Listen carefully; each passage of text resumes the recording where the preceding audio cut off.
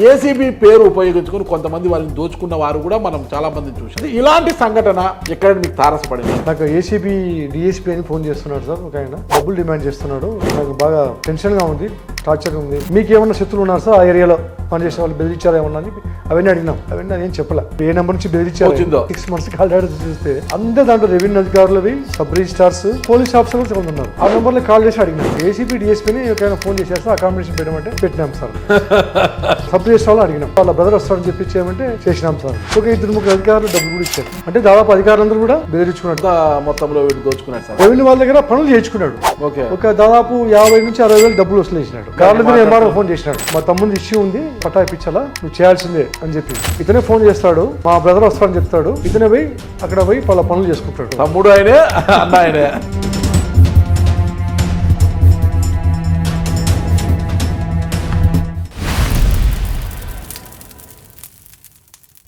మన దేశంలో ఇటీవల జరిపిన అధ్యయనాల ప్రకారం 60 ఏళ్ల పైబడిన వారంతా కూడా మోకాళ్ళ నొప్పులతో బాధపడుతున్నారు. మోకాళ్ళ చిప్పలు అరిగిపోయి శస్త్రచికిత్సలకు వెళ్తున్నారు. అలా శస్త్రచికిత్సకు వెళ్లే వారికి ఎపియాన్ పెయిన్ క్లినిక్ ఒక శుభవార్త అందించింది. ప్లాస్మా థెరపీ ద్వారా ఈ సమస్యకు చెక్ పెడుతోంది. ఈ సమస్యతో బాధపడేవారు కింద కనిపిస్తున్న నంబర్ కు ఫోన్ చేయండి, చికిత్స చేయించుకోండి.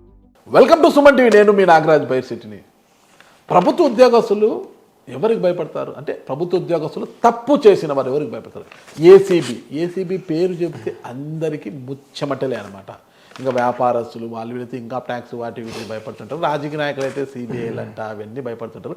ప్రభుత్వ ఉద్యోగస్తులు, తప్పు చేసే ప్రభుత్వ ఉద్యోగి ఖచ్చితంగా ఏసీబీ పేరు చెబితే ముచ్చమటలు పడతాయి.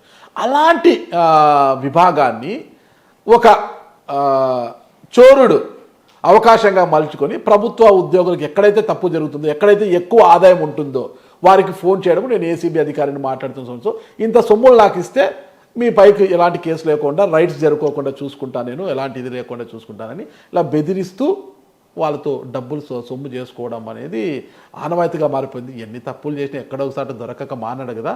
అలాగే ఒక కేసులో దొరికాడు, 4 గోడల మధ్యకు వెళ్ళిపోయాడు, అంటే కటకటాల పాలు అయ్యాడనమాట. అలాంటి సంఘటన గురించే మనతో మాట్లాడడానికి ప్రస్తుత సత్యసాయి పుట్టపర్తి జిల్లా అడిషనల్ ఎస్పీ ఆళ్ళ శ్రీనివాస్ గారు మనతో ఉన్నారు. సార్ నమస్తే. సార్, సమాజంలో మామూలు ప్రభుత్వ ఉద్యోగం సార్, నిజాయితీ పరులు ఉన్నారు, అవినీతి పరులు ఉన్నారు, అందరూ ఉన్నారు సార్, ఎవరు స్థాయిలో వాళ్ళు ఉంటారు. కానీ నిజాయితీగా పనిచేసేవాడు ఎవరికి భయపడరు సార్. అవినీతిగా ఉండేవారు మాత్రం ఏసీబీ అధికారులు అంటే కొంత వణుకు పుడుతుంది సార్. ఎందుకంటే ఎప్పుడు ఏం రైడ్ చేస్తారో, ఎలా పట్టుకుంటారో తెలియదు, బిక్కుమంటుంటారంట. అయినా తప్పు చేస్తారు వీళ్ళందరూ కూడా. అలాంటి వారిని ఆసరాగా చేసుకొని ఏసీబీ పేరు ఉపయోగించుకొని కొంతమంది వారిని దోచుకున్న వారు కూడా మనం చాలా మందిని చూసాం. అయితే ఇలాంటి సంఘటన మీ యొక్క లైఫ్, మీ జర్నీలో, మీరు ఎస్ఐ నుంచి డిఎస్పీ వచ్చి మీ జర్నీలో ఎక్కడ మీకు తారసపడింటే ఎలా ట్రేస్ చేశారు మీరు? నేను సిసిఎస్ ఇన్స్పెక్టర్ జరిగినప్పుడు జరిగింది. ఓకే, 2008 అనుకుంటుంది. అప్పుడు మన స్టీఫెన్ రవీంద్ర సార్ ఎస్పీగా ఉన్నారు. తెలంగాణలో అనంతపురం జిల్లా ఎస్పీగా ఉన్నారు. సారు ఏదన్నా కొంచెం ఇంపార్టెంట్ కేసు ఉంటే నాకు ఇచ్చేవాడు. అంటే క్రైమ్ పాయింట్ ఆఫ్ వ్యూ. మనం ఫ్రీగా ఉంటాం కదా, లా అండ్ ఆర్డర్ ఉండదు కాబట్టి వీళ్ళు నిదానంగా చేస్తారు, బాగా చేస్తారని. అప్పుడు ఒకసారి ఒక పిటిషన్ పంపించాడు నాకు. ఫోన్ చేసి ఇట్లా ఇష్యూ ఉంది, ఏమంటే ఒక రెవెన్యూ అధికారి పోయి ఎస్పీ గారికి కంప్లైంట్ ఇచ్చాడు. ఓకే, ఏమని, నాకు ఏసీబీ డిఎస్పీ అని ఫోన్ చేస్తున్నాడు సార్. ఒక ఆయన డబ్బులు డిమాండ్ చేస్తున్నాడు, నాకు బాగా టెన్షన్గా ఉంది, టార్చర్ ఉంది బాగా అని చెప్పేసి, ఎట్లా ఉంటే మీరు న్యాయం చేయండి అని చెప్పి ఎస్పీ గారిని కలిసాను. ఎస్పీ గారు మీన్ వేళ ఆ పిటిషన్ నాకు పంపించినాడు. శ్రీనివాస్ చూడండి ఇది చేయండి అని చేస్తే, మళ్ళీ నేను సదరు అధికారిని మాట్లాడినా, ఆ పిటిషన్ చూసినాను, ఒక ఫోన్ నెంబర్ ఇచ్చాడు. ఈ ఫోన్ నెంబర్ నుంచి నాకు కాల్స్ వస్తున్నాయి సార్ అని. సరే చూద్దామని చెప్పేసి ఇంకా మా ఇన్వెస్టిగేషన్ స్టార్టెడ్. ఎందుకంటే ఎస్పీ గారు ఎంటర్ చేసిన కేసు కొంచెం మనం ఇమీడియట్గా స్టార్ట్ చేయాలా, అన్ని యాంగిల్స్ చూడాలని చెప్పేసి, మీకు ఏమన్నా శత్రువులు ఉన్నారు సార్ ఆ ఏరియాలో పనిచేసే వాళ్ళు, బెదిరించారా ఏమన్నా అని చెప్పి అవన్నీ అడిగినాం. అవన్నీ ఏం చెప్పలే. లేదు సార్, నాకేం, నేను కామన్ రొటీన్ చేసుకుంటా, నేను కూడా పెద్ద నేను మిస్టేక్స్ కూడా చేయను కాబట్టి ధైర్యంగా వచ్చాను, కంప్లైంట్ ఇచ్చాను అని చెప్పి అన్నాడు. సరే అని ఇంకా కాల్ లెటర్ వెరిఫై చేశాం. ఎవరైతే ఇప్పుడు ఏ నెంబర్ నుంచి బెదిరించారో దాన్ని చూస్తే 6 months కాల్ డేటా చూస్తే అందరూ దాంట్లో రెవెన్యూ అధికారులవి, సబ్ రిజిస్టార్స్, తర్వాత పోలీస్ ఆఫీసర్ కూడా కొంత ఉన్నారు.